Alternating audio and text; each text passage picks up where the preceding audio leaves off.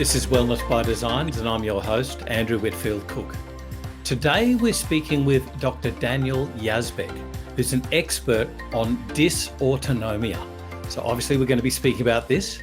Welcome to Wellness by Designs. Daniel, how are you? Very well, thank you. Glad to be here. I'm excited to talk about dysautonomia and ways we can potentially assess and manage it more so from a non-pharmacological perspective. Yes. Now, this is great stuff because we're going to be talking about some quite technical aspects, but we're going to be explaining it in a way where practitioners can take it and use it in their clinic tomorrow. So that's fantastic. But we first got to start off with the definition, dysautonomia. Now, I've got a definition in my head, but can you clarify that for us, please? Yeah, generally speaking, dysautonomia is essentially the abnormal regulation of both the sympathetic and parasympathetic branches of the autonomic nervous system. So, I mean, we've heard of things like, orthostatic tachycardia syndrome and orthostatic hypertension. They both fit under the umbrella of dysautonomia. So essentially, it's just a dysregulation or imbalance between parasympathetic sympathetic systems at rest or during or the onset of exercise and the imbalance throughout exercise. Okay. Just as a sort of side thing of that, we have periods of the day, for instance, where we're in or supposed to be in more, let's say, parasympathetic dominance, like eating, like sleeping, showering. And then, of course, there's the sympathetic dominant aspects of our lives. There's the exercise, there's the work stresses, which is something that we have to handle, but we manage it. So yes. I guess what we're talking about here is when that management just goes awry. We don't come back into a balanced state. Is that correct? That's correct. So all right. Essentially, yeah. You keep going, please. So yeah, we do have a diurnal variation of our autonomic response. Generally speaking, when we wake up, our sympathetic nervous system is slightly more elevated than our parasympathetic. But as we tend to head towards the end of our day, our parasympathetic nervous system generally is supposed to kick in to set us for that rest and digest mechanism prior to the end of the day before sleep. And so that can generally tend to fit the. Sure. Go on. Sorry. Yeah. So, this is something that's always interested me is like, for instance, let's say the reticuloactivating system, the RAS. We're supposed to wake up when light hits our eyes, sunlight hits our eyes, and we're supposed to just have this lovely little yawn and bang, we're awake and we get on with the day with a smile on our face. That ain't happening to many of us. Yeah, take it from here. Like, lead us through what's going wrong with this for a start. Well, there are many mechanisms involved in maintaining or regulating the autonomic nervous system. Let me start from the top down. Generally we have, our midbrain reticular activating system, which is very much governed by our higher cortical function. So generally the three main areas within our central nervous system that regulate autonomic nervous system is the cerebellum, the mid portion of the brainstem being the pons. And these two areas have a very intimate relationship in increasing parasympathetic tone and down-regulating sympathetic tone. And that's very much governed by the medial prefrontal cortex of our brain, which has an ultimate result in descending inhibition of the sympathetic system. So any dysregulation to those areas, whether it be from concussion, whiplash, or head trauma, or even a chronic low-grade infection with the release of your interleukin 1, 2, and your other inflammatory cytokines, can certainly cause some dysregulation to these areas and can set you up for a cascade of autonomic dysregulation, especially throughout the day. So the times in which you're supposed to be waking up feeling fresh, you're fatigued, and the time that you're supposed to be feeling cool, calm, and collected before bed, it's reversed. So you can tend to have a a reversal in your sympathetic and parasympathetic systems throughout the day. So pretty much we have, so that top-down effect. And also we have to take into effect the pharmacological aspects of our sympathetic, parasympathetic nervous system, our renin, angiotensin, aldosterone system, and many things like that. Neuroendocrine function, hormonal levels, stress levels, things like that. So they all play a part of the mix in determining the final output of the sympathetic and parasympathetic branches of the nervous system.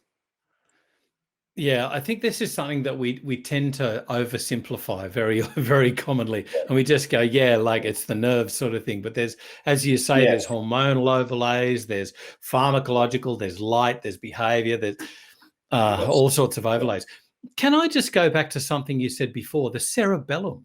Now, normally I would have associated that with fine motor coordination, things like that. Obviously, I've missed something here.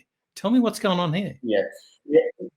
Yeah, there's been some research into how the cerebellum coordinates behavior from a motoric movement perspective, which, the fine-tuning, the coordination, ensuring that our endpoint movement is our output is in sync with what we volitionally intend for our limbs or for our bodies to do. So when our cerebellum goes haywire, when we have, for example, autoimmune aspects, autoimmune degeneration to the cerebellum, or any other aspect, the cerebellum also can fine-tune the autonomic nervous system response. So if it's involved in the stopping and starting of movement and the coordination of movement, then it also has an effect on the coordination of our blood shunting response, the autonomic response, but also cognition as well. So it's very much involved in the cognitive aspects. It's very much involved in the stopping and starting and the appropriate intensity and the coordination of the sympathetic and parasympathetic branches of the nervous system too. So that's very, very important to know. And a lot of times our treatments are very much looking at vagal tone, improving the afferents from the gut back into the central nervous system hierarchy, but we have to also look at the top-down perspective and how the cerebellum integrates with our mid-brainstem level as well. You know what? It's raising a historical issue with me, and that is that we're talking at least a century ago, possibly two. People didn't sleep lying flat. They used to sleep propped up very much on pillows.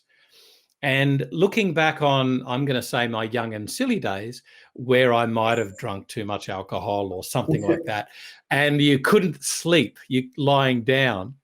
I have a couple of episodes in my head, and you cannot feel rested.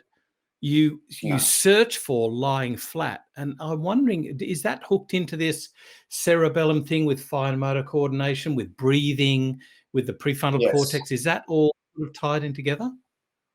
Definitely, 100%.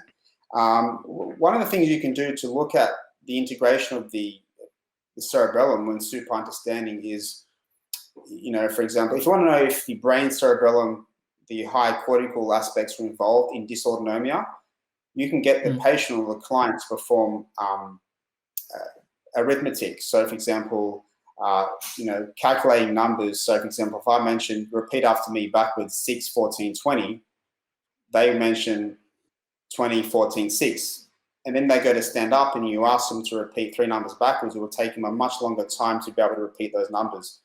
So, things like that are a really good way to have a look at the top-down approach from super understanding. And if the latency or delay is much greater in repeating those numbers backwards, then it suggests there's some type of cognitive aspect to their dysautonomia as well. And so that's really important to look at. So. Yeah. Just as a differential, though, would you have to be very comprehensive in your assessments so that you don't confuse things like dementia, vascular dementia, things like that? Yes. Yeah, very important. So a thorough examination and a pool of questions to tease out, Lewy body disease, alpha-synucleinopathies, things like that, very, very important, because even in those populations have been shown to have some dysregulation of the autonomic nervous system. And so, that's where a very strong diagnostic skills, thorough questioning, and examination and history is really, really important to really rule in, if not rule out, the many other causes to the dysautonomia. Let's go further into the symptoms of dysautonomia. You've mentioned a couple there, which is more of an assessment, but what are the major presenting symptoms of dysautonomia, apart from what I would have thought is feeling stressed or not being able to get to sleep? Yeah, sure. So it really depends on if someone's sympathetically or parasympathetically dominant. With those who are sympathetically dominant, it's quite not uncommon to find people with SIBO, or, for example, malabsorption syndromes, or they feel as though their heart's pounding out of their chest when they go from supine to standing. This is an indication of very much involved and hyperregulated sympathetic nervous system. Also, they might have, a history of urinary tract infections. So the parasympathetic system is involved in the micturition reflex and allowing the ability to void. So history of UTIs, SIBO, chronically elevated heart rate, blood pressure, or even, for example, high blood sugar, which is another example of people who are sympathetically driven, because the sympathetic tone, baseline sympathetic tone to the pancreas is such that it helps reduce the insulin response, whereas the parasympathetic function is to increase the insulin response. So people who are the opposite, highly parasympathetic dominant, will tend to have more low blood pressure and low blood sugar, blood glucose levels as a result. That's a very generalized statement. That's if everything else is held equally, but as a general rule of thumb, that's something we tend to look for as well.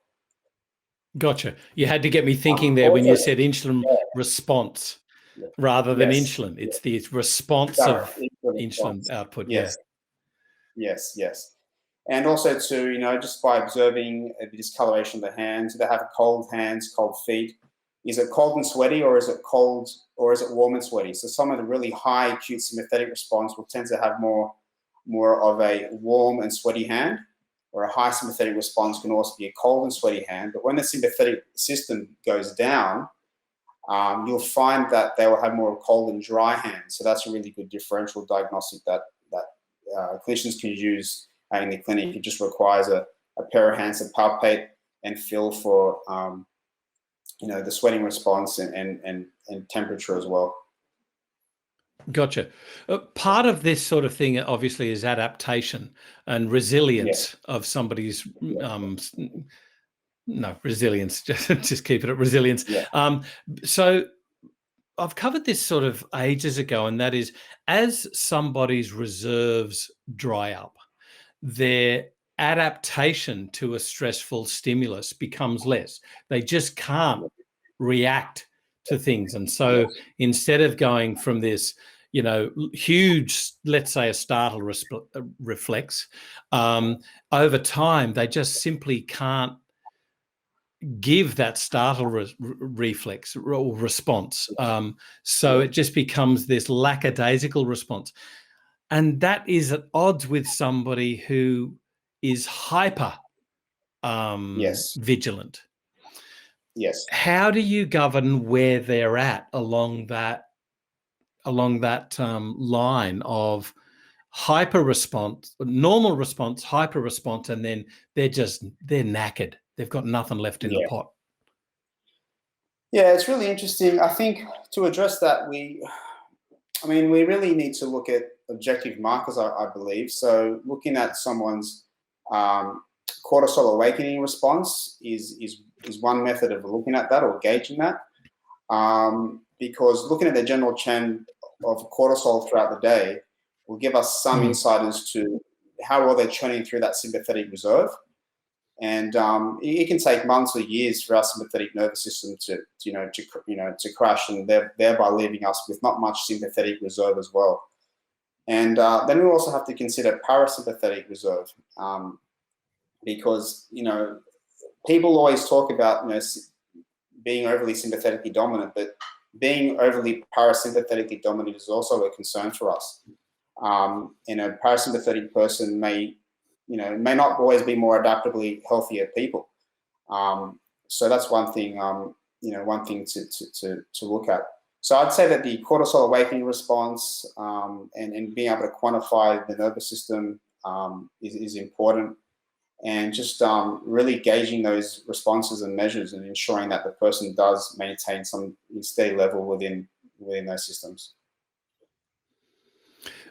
How do you check, though, parasympathetic reserve? Do you Yes.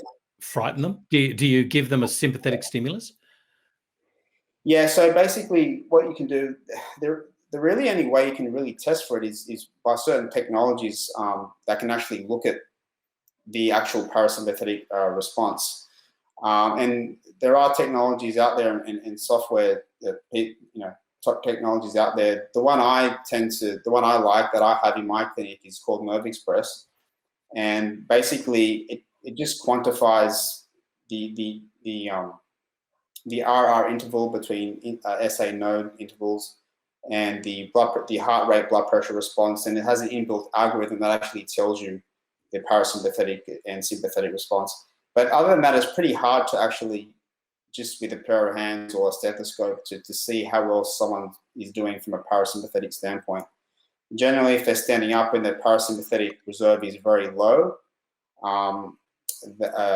they will tend to not be able to, shunt, blood to the core, and so the majority of it could, due to gravity, fall down into the extremities. So, and therefore have an increased sympathetic response to pump more blood up to the brain. So these aspects are very important, but you need certain technologies to actually quantify those branches of the nervous system, because it can get very tricky. With so many variables involved, it can be really, really, really tricky. Yeah. I was imagining, for instance, one of the ways to trick yourself into decreasing heart rate transiently is to do a Valsalva maneuver. Yes. Yes. Is that important in this? Yeah. Yes. So basically, with someone so basically, when you perform a Valsalva, you increase the intrathoracic pressure, and as a result, you increase the expulsion of blood through the carotid baroreceptors. And so basically, what happens is you actually can do this bedside. You can apply a stethoscope to the S1 area of the chest wall, and then occlude their carotid arteries on the right side of their neck. Right. And what you're supposed to hear for is a gradual decrement or decrease in their baseline heart rate. Now, if you don't hear decrement or decrease in their baseline heart rate after or during carotid compression, then that generally shows that they've lost some parasympathetic tone, because the glossopharyngeal nerve that innervates the carotid baroreceptors send information to the medulla, lower brainstem, and then that fires down to then reduce the heart rate as a result from the increased pressure from the occlusion. So by not having the heart rate drop after or during the occlusion, that suggests some type of decrement or decline in parasympathetic function. Conversely, if you hear for the heart rate to drop, but there's no increase at all, especially when they expire after the Valsalva, that shows that the sympathetic reserve is somewhat declined as well. So this is a really good baseline test that you could do to kind of tease out which system may or may not be working so well. I would imagine that technique, though, would have to be taught to you by an expert, because that could be quite dangerous, over-stimulating, over-massaging the baroreceptors in the neck, yeah? Very, very, very much so. So that's why it's really important just to gauge their, take a really good history, observe their, take a really good history and ensure that there's a potential risk of some type of syncope involved. But generally speaking, a slight amount of pressure can be justifiable, and you can elicit an actual response. It doesn't have to be that hard, but if you find that you could potentially do it on the supine position rather than a standing position, if you're concerned, things like that. Yeah. I was actually wondering if there might be some merit in looking at the difference between standing and supine Valsalvas. Does that give you any information? Okay. Yes, it can. Help me. Yeah. Yeah. So basically, yeah. So essentially, you're going to have in supine position. So if you were to occlude the carotid body and perform a listen to their heart rate as a result, if you don't feel, if you don't sense a decline in their heart rate, then you can say that their sympathetic is overexcited, or their parasympathetic system is not kicking in. And then getting to stand up and perform the same test, when they have that gravity component to it, then it's going to affect things as well. So Sure. I haven't really tried that. I haven't tried it yet, but it's certainly something that you can do. Gotcha. There's actually another way, a really, really cool way you can observe the amount of blood shunting to one extremity is by performing a dynamometer strength test. And so what you can do is, someone, for example, who's a right-handed dominant person, you get them to squeeze the dynamometer as hard as they can, and whatever level of Newton meters it is, you multiply it by 0.3 or take 30% of that value, and then you ask them to squeeze at that value. Say if it's 100 Newton meters max, you get them to squeeze it for 30 Newton meters, and then you get them to hold it for 5 minutes while you measure their blood pressure and pulse oximetry on the other arm. Now, by measuring the blood pressure response and pulse oximetry on the other arm, you could determine if the other arm has an increase in blood pressure, then you know that there's some type of dysautonomia, because you should be having blood shunt to the arm which you're actually squeezing. So if I'm squeezing with my right hand, my left motor cortex sends corticospinal activity to the opposite right hand. But ipsilaterally, what it does, it increases the inhibition of the sympathetic tone to the hand that you're not using, so most blood could be shunting to the opposite side. Right. And so you should see no change in the blood pressure on the arm that's not being used, if not maybe a decrement. So if you see an increase in the blood pressure on that arm, then you could postulate that you're not shunting blood very well to the opposite extremity. You find these with a lot of patients with whiplash, head injury, concussion, and things like that. So really good bedside test that you can do. You just require a dynamometer, a stopwatch, and very, very useful. We never really think about shunting of blood in humans on a functional basis. We think about, for instance, left to right heart shunting if you've got a perforated foramen ovale, a PFO, or we might think about something with a trauma to it or something like that. But we don't think about it in a functional sense. Forgive me, but where I'm going with this is, cetaceans, whales, sharks, even, so fish. When they get an injury, they can shunt blood away from a wound. What you're talking about is actually this sort of effect, but it's more of a functional thing rather than in response to a trauma. Exactly right. So you really look at, and that's what so cool. Modulates, really cool. And what modulates your ability to shunt blood to the extremity that's being utilized for work output is pretty much controlled and governed by your body maps. And your body maps are very much governed by an area in your midbrain called the superior colliculus, which is also responsive to visually reflexive eye movements, and the parietal lobe that has a body map more so on your left hemispace, but generally both. And so if you have an abnormality in body maps seen in those, say, for example, complex regional pain syndrome or chronic pain condition, if you're not aware of your left hemispace, or you have an inability to map out where the target location should be with regards to movement, then you're going to have an inability to map out how much blood and the location in where the blood should be shunted towards. So the proprioceptive effects from movement can also be a causation for autonomic dysregulation due to not being able to shunt blood to the areas where it needs to be. So that's really important. So what I do is I look at their autonomic function, but I also look at their cranial nerve testing, their brainstem function, things like that, which is really, really important. Really important. So that's a whole nother discussion to talk about. Podcast 3. Daniel, can we go into a few of the therapies that you use, or the techniques that you use to help people Yes. balance this?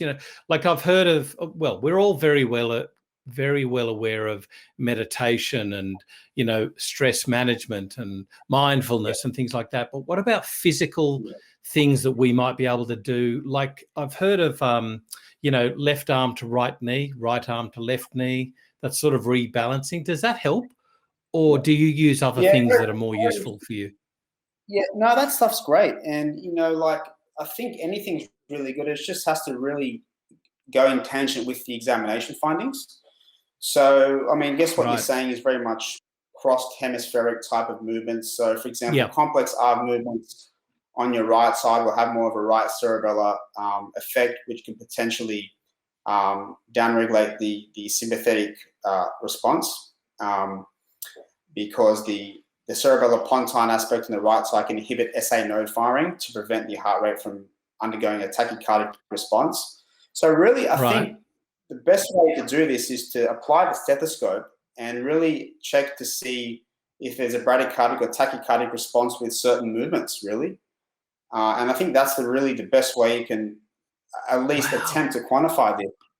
Because I've seen it in the clinic where I have someone turn their head rapidly to their right side and their heart rate just drops.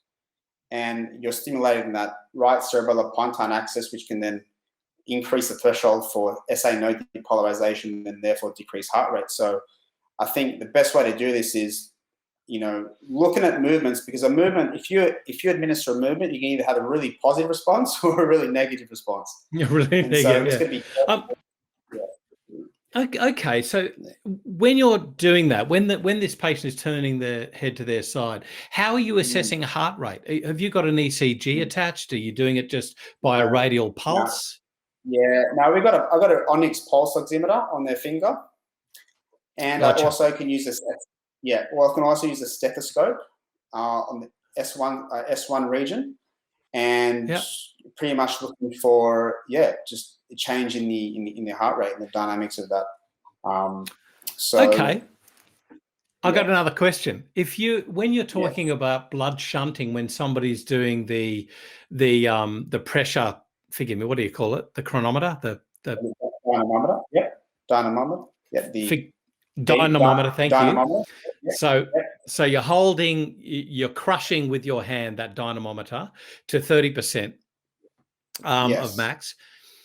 If you had like pulse oximetry on, say, both hands, both fingers, and be a little bit tricky because you've got blood, physical closure of one. But what I'm thinking about, could you actually affect or see effects in blood gases from one side to the other, blood saturation? 100%, 100%. So cool. great thinking. I love your thinking. So I mean, you could certainly apply the pulse oximetry to both, both fingers and look to see which area is being, shunted more blood, not just blood, but blood oxygenation as well. Hugely important. So definitely worth giving it a go. And it can just reduce the variability in having, two sides tested as well. And also, so we need to. Oh, forgive me. Yes. You go. So with people who are parasympathetic dominant, the thing is with those types of patients is, you hear a lot about wellness and you hear a lot about, bringing restoration in the system and calmness, meditation, which is all very great stuff, especially for someone who's sympathetically dominant. But we have to ask the question, is it useful for those who are parasympathetically dominant?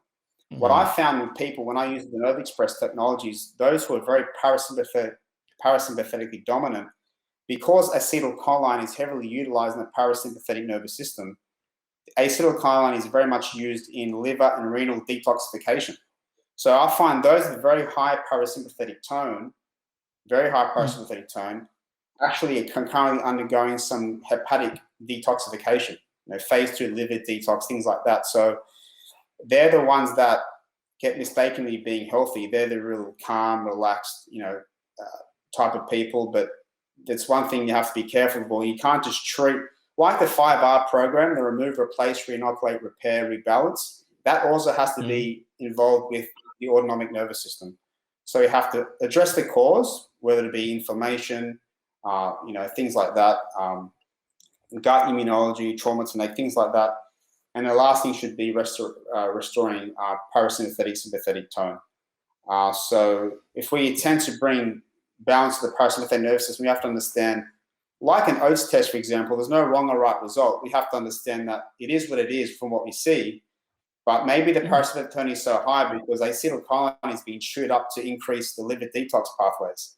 And so you're getting that increased parasympathetic sympathetic tone. So once you understand the neurotransmitters and different receptors for the same neurotransmitter, it gets all deep and complex.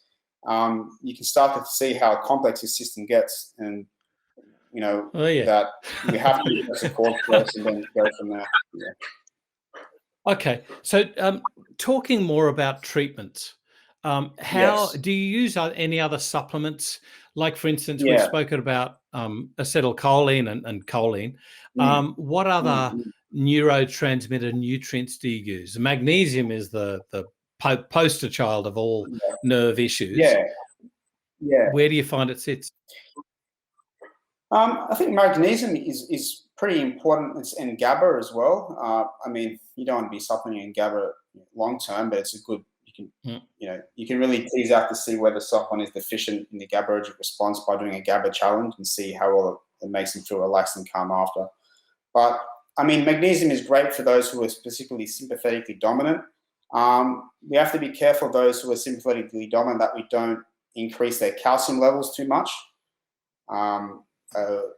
So that's really important thing to kind of be aware of. But I think anything to bring restoration and calmness to the sympathetic system, potassium, as you said, magnesium, your adaptogenic herbs might have some good value. So I haven't really teased into looking at treating, dysautonomia from a nutritional perspective as yet, but it's something where I'm probably more focused on in the future, given the complexity of it all. You mentioned adaptogenic herbs. Is there anything in particular that you use? And do you use any nervines as well? Maybe, skullcap, carver, any of those other nervine herbs? Yes. I love skullcap. I use skullcap, Withania complex, skullcap, Withania, and Rehmannia is especially those who have an overlay of some autoimmune complexity as well. So I really love those three, especially. I tend to just use those three.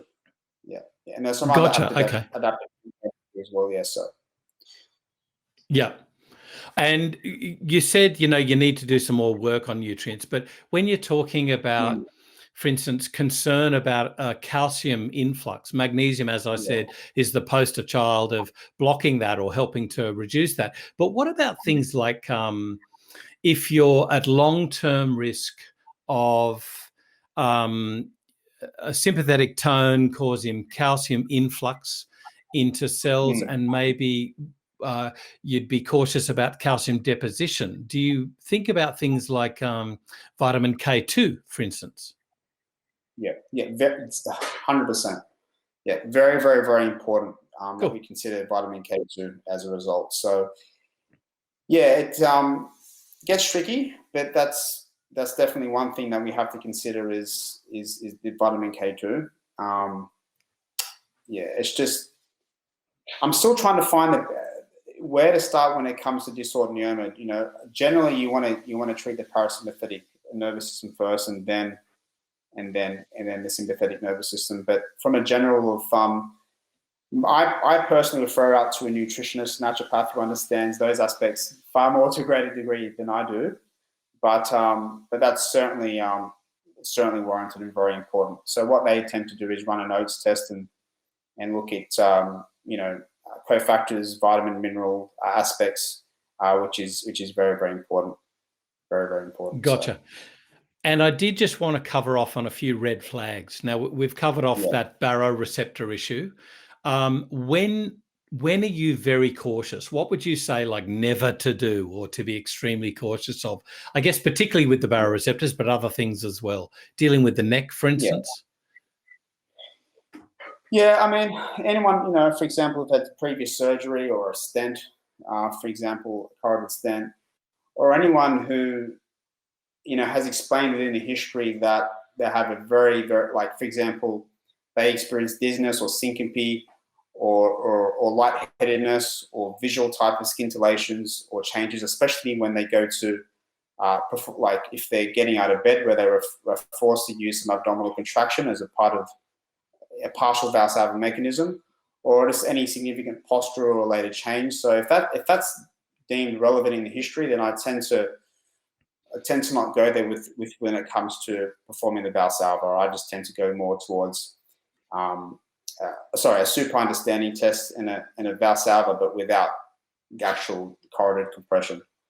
So Yeah, there are certainly contraindications that you have to be quite aware of, especially. sure. Yeah, I mean, you as a chiropractor are very well trained in this, but I guess we just want to be very safe that somebody doesn't attempt some of these things when they don't have that specific Yes, training. yes, Um, yes. Daniel, you've obviously looked into this a lot. Have you written any courses or any resources that people can learn from?